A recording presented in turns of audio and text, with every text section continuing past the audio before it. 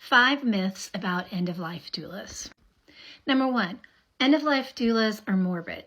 I mean, some of us are, some of us aren't, and some of us kind of lie in the middle. Since becoming a death doula, I have a fascination with, that I didn't have before, skulls, not real ones, but aesthetic ravens, which I've always had an affinity to ravens and crows.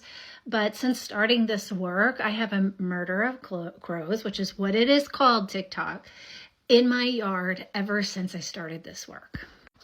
Oh, and I love art that is on like casket shaped. My brother actually is an amazing artist, and he did multiple of those for me to sell, but also like when I do community booths. Myth number 2, we're available whenever. I mean, some of us could be, but most of us do have a schedule, and it's based upon our client load, what our clients' needs are, and actually what's going on in our lives.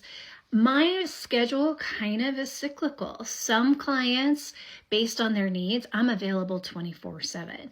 Some clients, based on their need, I'm only available when they need me. So it just kind of depends. Myth number 3, we're just like hospice. So end-of-life doulas work in partnership with a lot of hospices. I know I do, and I do a lot of volunteer work with one of our local hospices, which I love. But as an end-of-life doula, we don't do hospice work.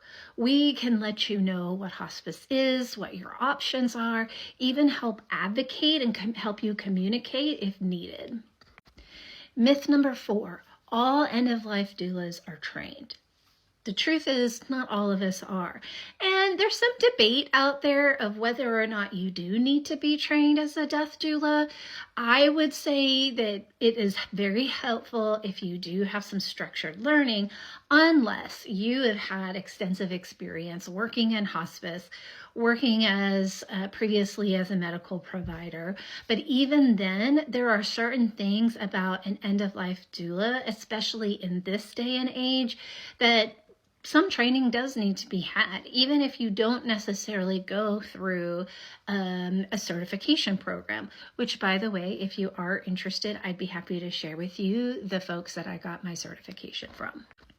End-of-life doulas can navigate any client situation, and that's just not true. I mean, I think in general terms, we can support and serve anyone, but each death doula has kind of a different preference, specialty, focus. And so like for me, I really love working with families who are navigating the process of death with their loved one. I love working with individuals and families who are living with dementia. Like that's kind of one of my areas of specialty. And also an area of specialty is clients that are going through the grieving process, or I do a lot of workshops and free talks on what the grieving process looks like. Other doulas do, there are pet doulas. There are end-of-life doulas that specialize in mothers who have miscarried. Other doulas just focus on a certain age or a certain illness or a certain demographic. Like we have some doulas that just focus on supporting those that are experiencing houselessness or part of the LGBTQIA communities. Most end-of-life doulas will tell you we are happy to serve and hold space for anyone that needs it. But some of us have specialties.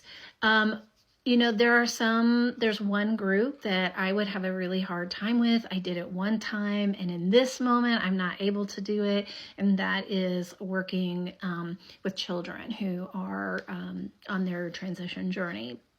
I would do it if I have to, but it's just not something that I can emotionally hold space for right now. So I'm curious which of these myths interested you or that you learned from. And then I'm also curious, what other questions have you thought about the myths of doulas?